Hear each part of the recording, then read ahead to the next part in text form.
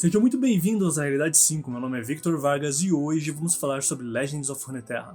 No meu vídeo anterior eu falei sobre as palavras-chave e a forma como elas impactam o game. E neste vídeo eu quero entrar num assunto um pouco mais complexo, a montagem de decks. Tenha em mente que os vídeos que estou fazendo nesse formato de guia são voltados para jogadores iniciantes, tanto no lore quanto em card games no geral. Dito isso, montar seu próprio deck não é algo assim tão de iniciante, afinal exige bastante experiência e conhecimento das cartas dentro do jogo. Porém também não é algo lá tão necessário. Assim que você começa a jogar, você já tem 3 decks pré-montados e algumas cartas em sua coleção, e receber um quarto deck não é assim tão difícil.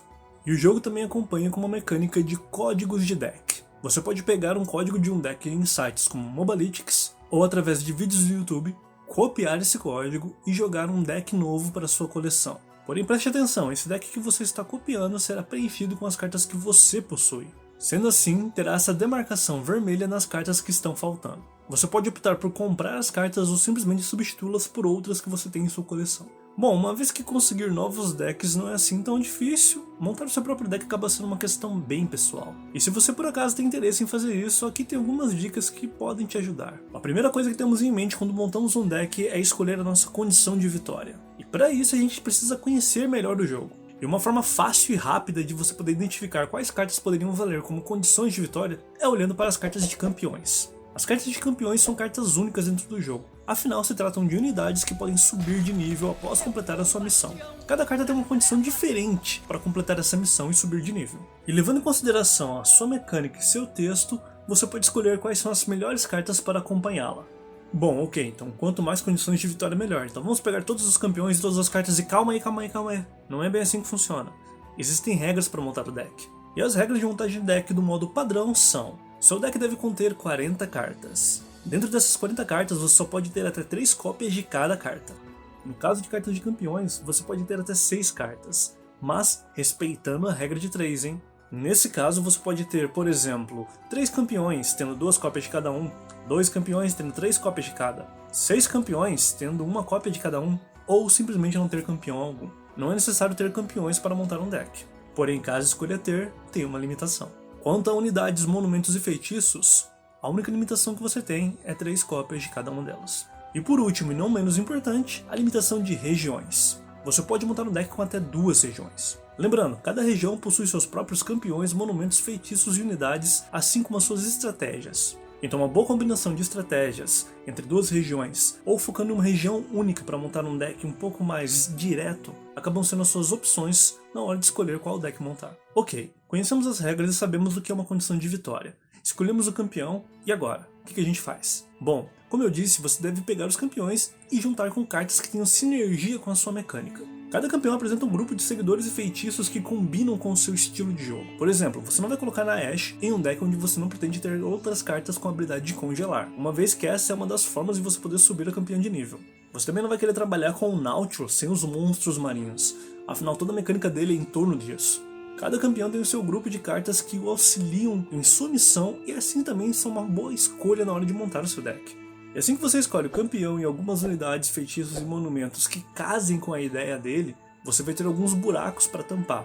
E nesse caso você pode tampar com uma segunda estratégia que vai acompanhar a sua estratégia inicial. Tendo 2 campeões, podendo ser cada uma de uma das regiões que você escolheu, ou 2 campeões da mesma região, que de certa forma tem uma química entre eles. E essa química de jogo pode ser a sua forma de garantir a sua vitória. Então se inicialmente precisamos de nossa condição de vitória, do outro lado precisamos de nossa sinergia, nossa garantia que nossa condição de vitória vai ser atingida. E agora que já sabemos quais cartas nós queremos, está na hora de encher os buracos com, bom, tapa-buracos. Muito bem, montar um deck acaba não sendo tão difícil, não é mesmo? Bom, essa parte é fácil. A parte difícil vem logo em seguida. Agora é hora de você testar o seu deck, ver como ele se sai entre duelos. Porém, não tenha em mente o número de vitórias e derrotas, isso não diz muito sobre o seu deck, apenas mostra a porcentagem de vitórias dele. E honestamente, você tem que avaliar jogo após jogo, resultado após resultado. Você não tem que pensar se o seu deck venceu ou perdeu, e sim o porquê disso. Por que você ganhou ou por que você perdeu uma partida. Nesse caso você começa a analisar as cartas que você tem em seu deck. Alguma carta que você tenha 3 cópias, e você acaba comprando ela constantemente nas suas partidas, porém ela não te ajuda muito. Será que não seria melhor diminuí-la para 2 cópias, ou até mesmo 1 cópia, e ter alguma outra carta diferente? Se você tivesse comprado a carta X no lugar da carta Y, Não teria sido um resultado melhor na sua partida? Ou você realmente está ganhando suas partidas usando a sua estratégia, ou alguma outra coisa está acontecendo? Você pode montar um deck jogando para um lado e acabar vencendo com cartas que não fazem tanto sentido. Não seria melhor tentar montar um deck voltado nessas cartas, uma vez que aparentemente elas podem agradar mais o seu estilo de jogo? Esse tipo de pergunta, esse tipo de linha de pensamento você faz, jogo após jogo, e analisando quais são as melhores cartas para o seu baralho. E essa é a parte de refinamento do seu deck. Agora, tudo isso que eu tô falando é sobre a parte de você montar e testar decks, mas é um conhecimento teórico muito importante que você também deve ter. Tenha em mente que cada deck pode fazer parte de uma das 3 classes. E essas 3 classes seguem essa regra de triângulo. Temos os decks agressivos, os decks de controle e os decks meio termo, digamos assim. Um deck agro é um deck rápido, focado em causar bastante dano no menor número de rodadas possíveis, finalizando o jogo bem mais cedo.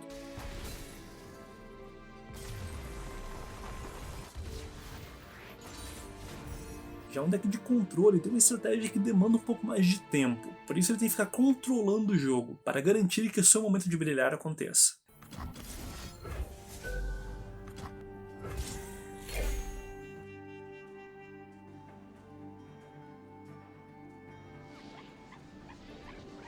Já o deck meio termo, ou mid-range, como é mais comumente conhecido, é aquele que está no meio dos dois. Ele não é tão rápido quanto um deck agro, mas ele não chega a ser tão lento quanto um deck de controle. E o porquê a regra de triângulo? Bom, esses decks seguem uma seguinte regra. O agro tem vantagem contra o controle tem vantagem contra o mid-range e o mid-range tem vantagem contra o agro. E esse tipo de mecânica não significa que você vai sempre vencer um deck de controle tendo um deck de agro, ou que você sempre vai vencer o agro se você fizer um mid-range, mas apenas que é um pouco mais fácil de vencer esses decks com as suas contrapartes, digamos assim. E é claro, existem subclasses dentro delas, como agro de descarte, como deck de tempo em relação ao mid-range, ou deck de combo em relação ao deck de controle. Tendo esse conhecimento teórico em mente, você pode melhor adaptar o seu baralho vendo para qual desses lados ele acaba puxando mais. Você está montando um deck de aranhas com a Elise e você está vendo que eles têm uma jogabilidade um pouco mais agressiva, procure cartas que tenham um aspecto mais agressivo para ajudar o seu deck a ficar melhor.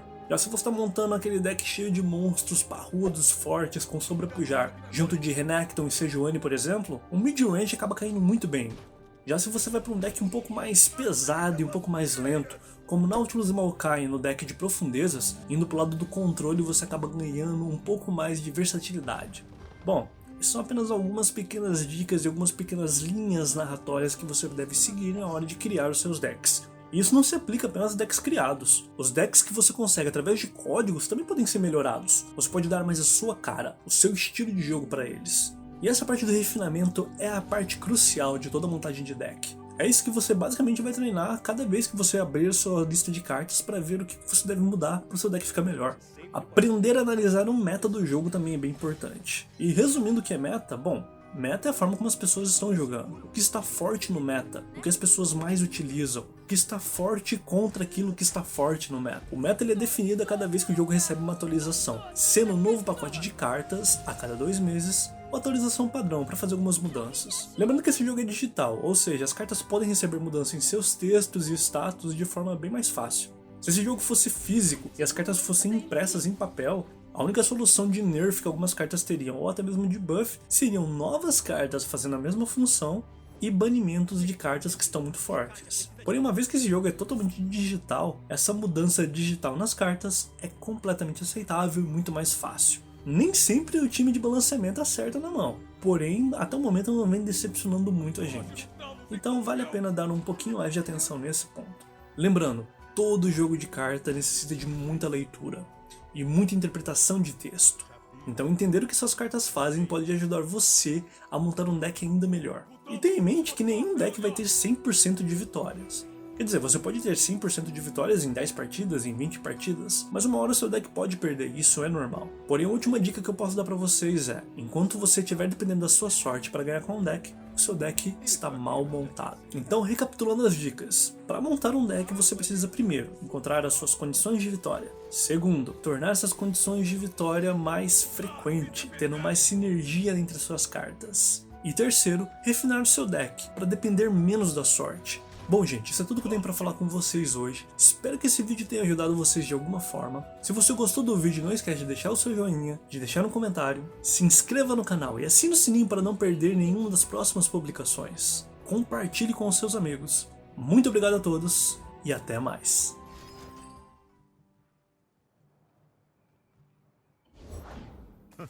As irmãs não são mais as únicas gêmeas. Tecnicamente, somos a mesma pessoa... Ah, esquece.